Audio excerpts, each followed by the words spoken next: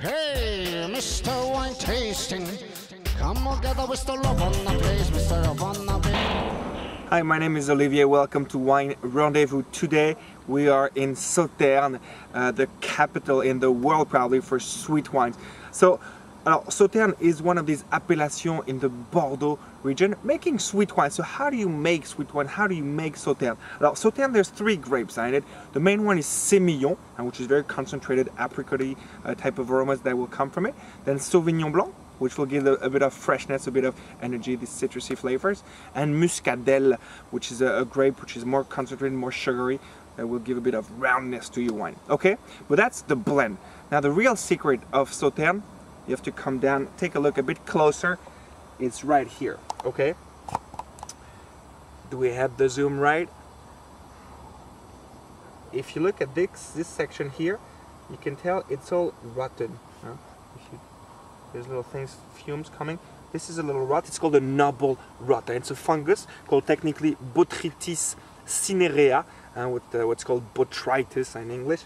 So this little rot comes because in this area of France, there's dew in the morning due to the fog, and then the afternoons are pretty sunny in general, meaning this alternating of humidity and sun will trigger the coming of a fungus, of this fungus here, which will come attack the grape, and you can see what's happening here. It's covering the grapes and it's going to suck all the water out of the grape, leading to an extreme concentration. So when you press these grapes, which in the end end up looking like, if you look at here, they start looking like raisins almost, huh? So the grape juice made out of this will be extremely sweet, and so boom, sweet grape juice. Then you do your fermentation, okay? So sugar turns into alcohol, and once you reach the level of alcohol you want, you stop your fermentation, and you end up having a wine which has a lot of residual sugar, meaning sugar that has not been muted into alcohol, making a sweet wine. Alors Sauternes wines, very good.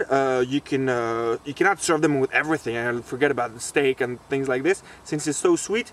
You can play the contrast card, going with pairings like blue cheese, for instance. If you have Roquefort, if you have Stilton in England, contrast sweet salt will be absolutely lovely.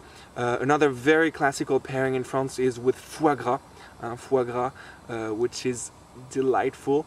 So as an aperitif, you know, you do a little toast, you grill, toast some bread, you put either a bit of foie gras or a bit of blue cheese. Perfect.